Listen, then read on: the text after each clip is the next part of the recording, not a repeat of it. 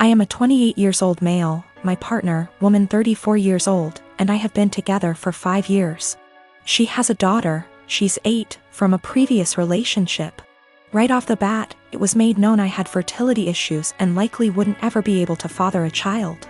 I moved slow in the relationship, although I had fallen in love with her fast. When things got serious, I overheard her telling her sister she was concerned that I might be an aggressive type person because of the amount of scars I have. I didn't want her scared away, so I told her I had a bad childhood and left it at that. A little over 2 years into our relationship, I felt somewhat comfortable opening up, and for the first time I told her exactly why I'm infertile, which is a direct result of an injury I suffered due to trauma as a child. She was really empathetic, and I was just thankful I had found the one I want to spend my life with that also came with a kid I adore. Fast forward to last summer. My partner and her friend decided to play an impromptu prank on me. I came home from work. There were multiple positive pregnancy tests in the bathroom. My partner announced she was pregnant. I started freaking out. A happy freak out cause I thought I had hit the lottery with the slim to none chance I have.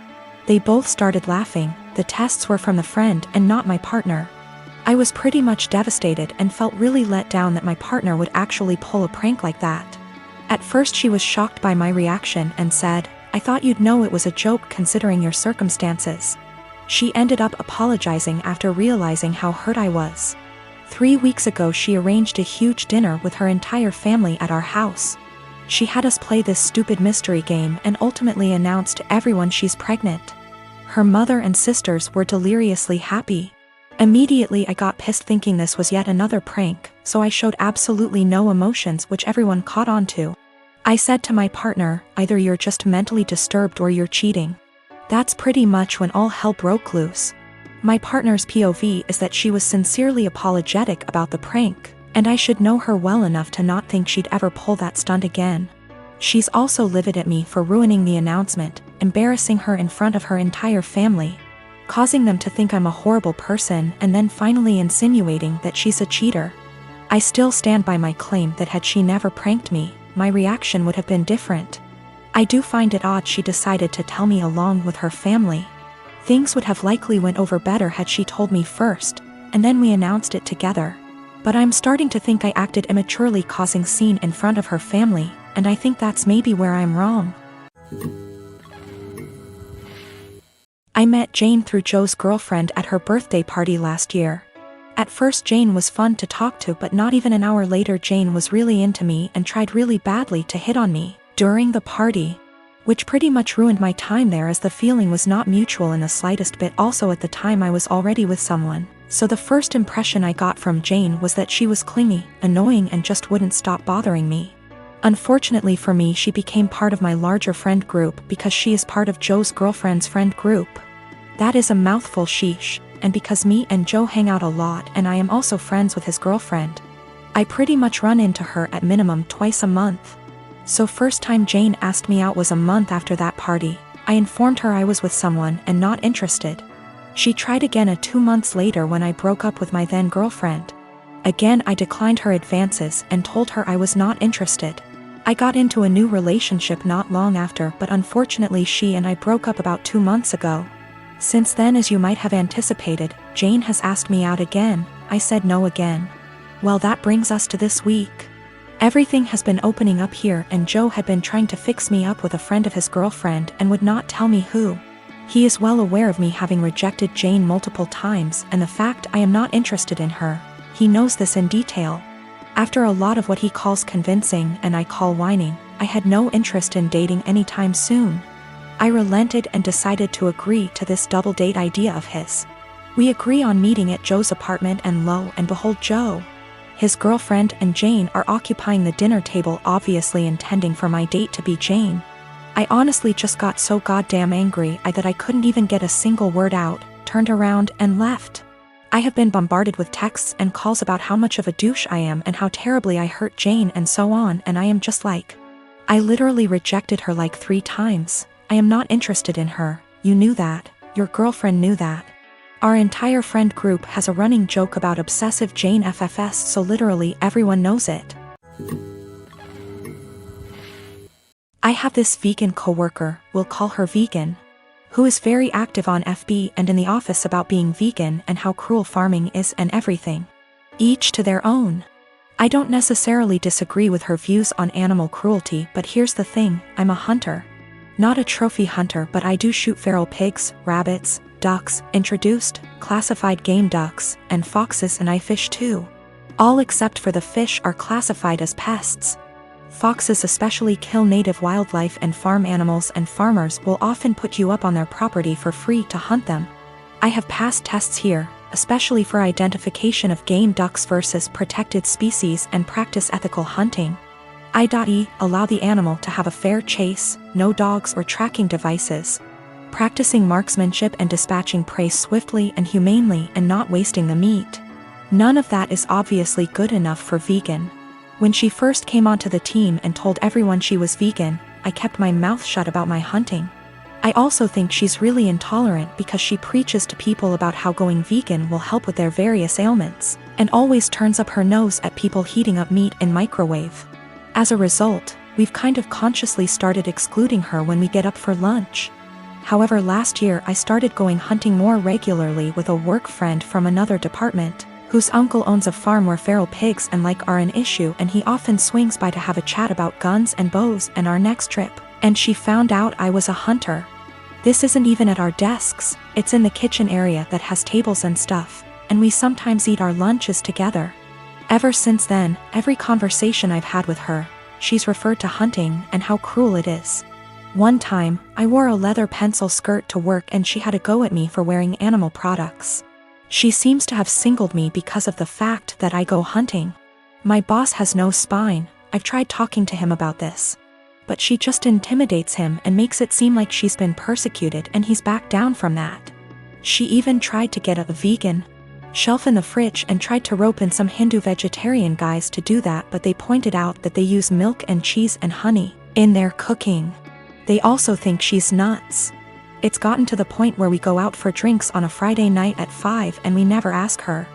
I don't organize these things, a coworker does, but my boss told me, when I brought it up in one-on-one meeting, that she feels really left out and she seems to think it's my fault because I've been here for longer and I'm somehow poisoning them against her, or something.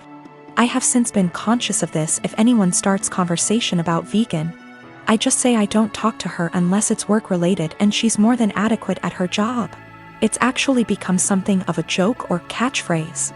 I told my boss I don't organize anything except official events, and she's always been invited.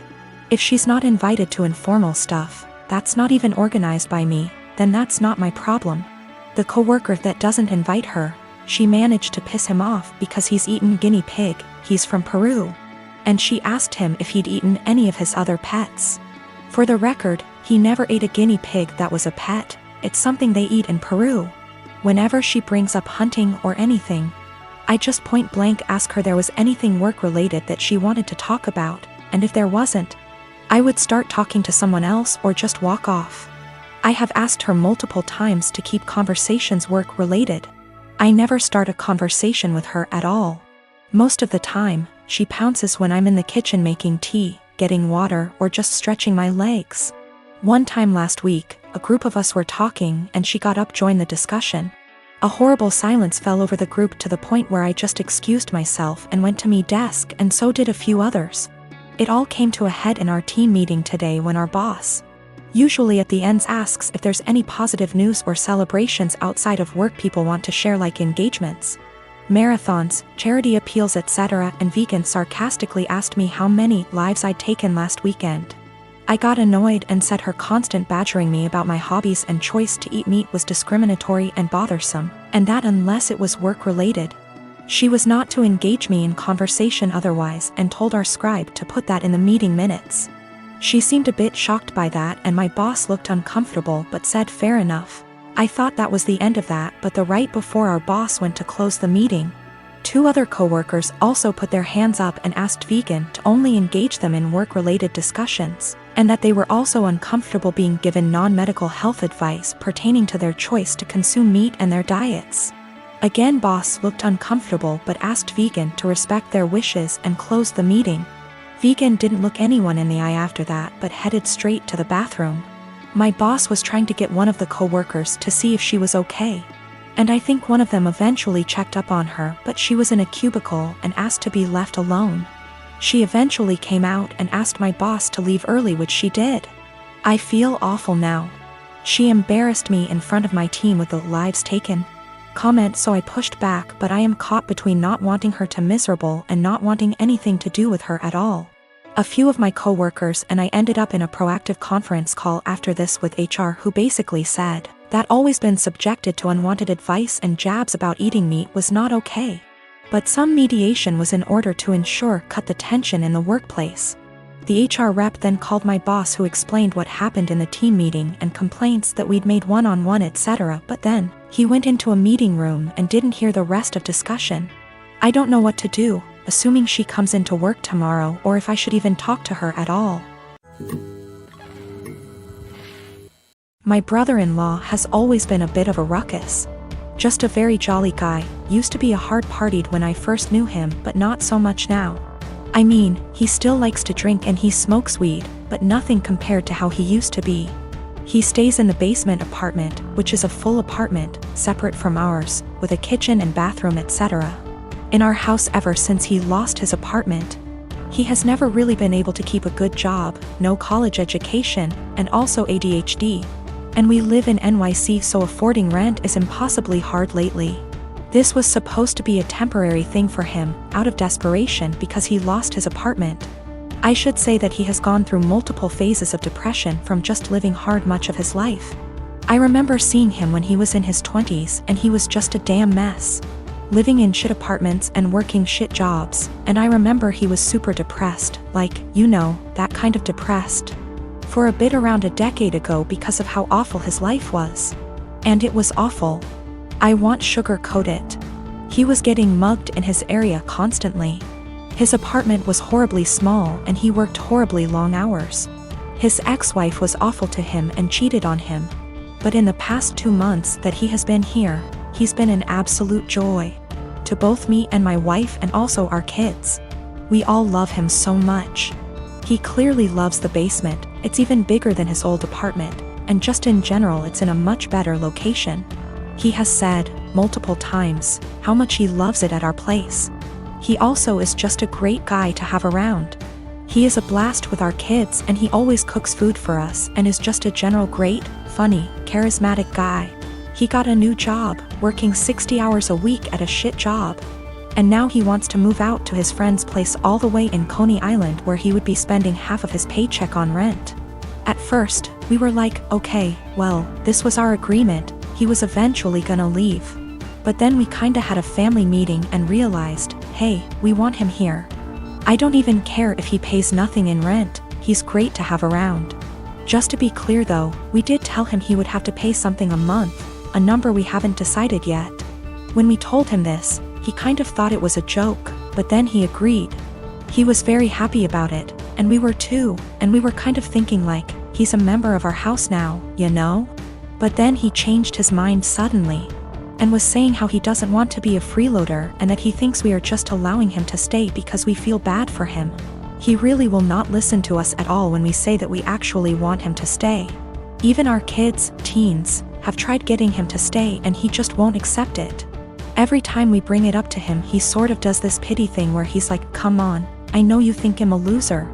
I'm not gonna mooch off of you guys or something along those lines. It's been around 2 weeks, and he just kind of feels bad about it. It is absolutely a pride thing for him. He technically plans on moving out in the next few weeks. But we really want him to stay. And we know that he would love to stay. I feel like there is really no chance this is some kind of deep down he hates it here kind of situation. This is 100% a pride thing for him.